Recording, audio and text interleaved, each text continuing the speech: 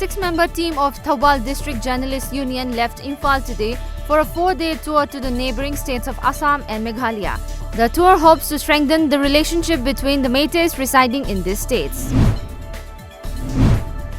A team of Thoubal Commando along with volunteers of Yungkhaipam Athletic Development Association (YABA) recovered around 11 grams of heroin from the possession of one Muhammad Nasir Hussain, aged 28, son of Muhammad Abdul Halim of Lilong Uku Mathak near Oil Pump early this morning. The seized item along with the arrested person has been handed over to the Lilong police station for further necessary action.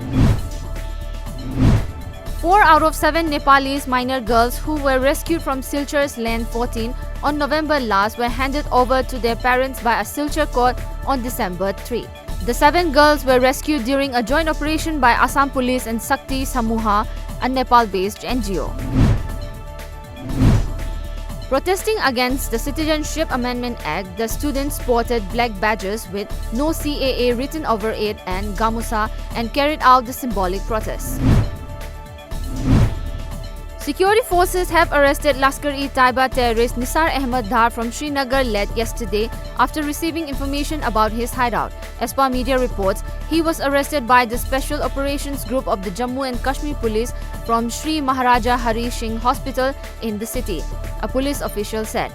Dar, who had earlier escaped from an encounter in Kulan, Gandharbal in November 2019, was allegedly planning an attack on security forces.